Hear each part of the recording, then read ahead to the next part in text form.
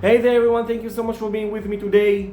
The NSPanel Pro, what a great device. I like it a lot, I use it daily, I run my Home Assistant dashboards on it.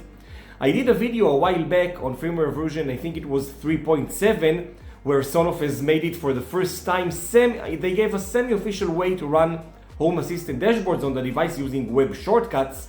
But with the new firmware version 4.0, for the first time, Sonoff is giving us a native way to run Home Assistant as an app. They introduced something that's called F-Droid, which is sort of an open source alternative app store for Android apps. And you can install a lot of apps, one of which is Home Assistant. And I can confirm that Home Assistant as an app runs very smoothly, much less laggy. Overall, the device itself is less laggy and more responsive with the new firmware update. But this firmware update also brings some drawbacks. To me, it looks like Sonoff has made it through an entire marathon, but they stopped 1 mile before the finish line. Stay tuned.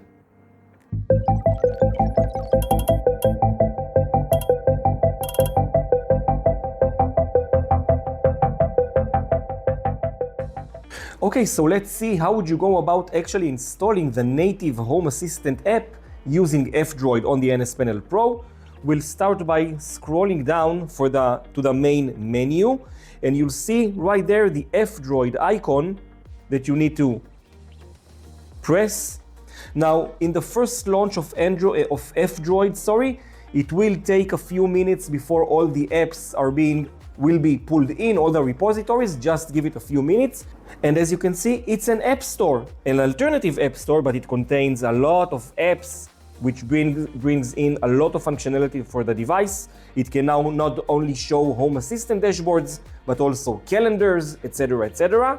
So to actually find the Home Assistant app, you'll click on the magnifying glass icon right here and start typing Home Assistant. Here's the Home Assistant app. I can already see it, so let's click on it and let's click on install. All right, so now Home Assistant is downloaded, and it asks you to confirm if you want to install it. So just click on install in the bottom right corner. All right, so now the Home Assistant app, the native app, is installed. So all we need to do is to click on open. And now it's up to you to enter the Home Assistant address and of course the username and password, and you'll log in to your Home Assistant. Let me quickly do my details. All right, so I have logged in and I'm using kiosk mode, so the full screen is the dashboard. So that's great, but here's a drawback. If something happens and the power goes out to the device, we will have to start almost the entire process from the beginning. Let me show you. So let's say the device has suffered a power outage and now we are back in the main screen. There's no way to configure the Home Assistant or any other app to auto launch after reboot or something like that. And so we will have to do almost the entire process from the beginning. We will have to go into F-Droid. We'll have to go to settings. We'll have to go to manage installed apps. And we'll have to select Home Assistant.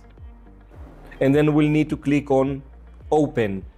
So this is why I said that I think that Sonoff has made almost a full marathon and then stopped 1 mile before the finish line, because this is really annoying to do this process over and over again. I know power outages are supposed to be very rare, but I think it's something that they definitely should have thought of in the first place. All right, guys, so since I know that the release of firmware version 4.2 is imminent, even though in the time of this recording it's still in beta, I have installed it and I will show you how Sonoff has fixed the annoying running Home Assistant back after power outage, aka auto-launching an application. So I've already installed version 4.2, and let me just scroll down the apps menu or the main menu, and you can see that now there's a new item on the menu. It's called apps. So let's click on it, and this will show you all the applications you have installed. So instead of needing to go into F-Droid in order to launch an application you already installed, it will have a shortcut right here, which is Progress. It's much more convenient if you have several applications installed. But what's the real change here, or the most effective change, is the Home app item right here. Let's select the Home app. The Home app is Sonoff's way of asking what is the default launcher or the default auto launch application. So instead of NSPanel Pro, let's go with Home Assistant and let's confirm.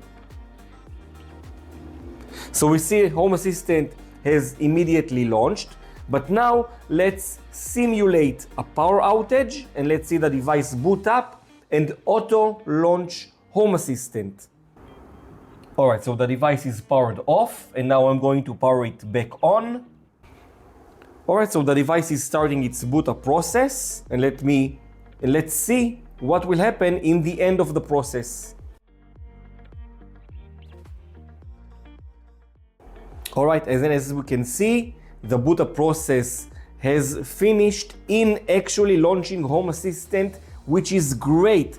This was the exact drawback of firmware version 4.0, and now we are getting this functionality in version 4.2. Kudos for Sonoff for actually realizing what was missing and completing this functionality in the new firmware version. That's excellent to see. Alright guys, so clearly the new firmware update is a huge step forward. Clearly Sonoff is trying to give the customers what they want, which is admirable. A lot of other companies have a very different state of mind.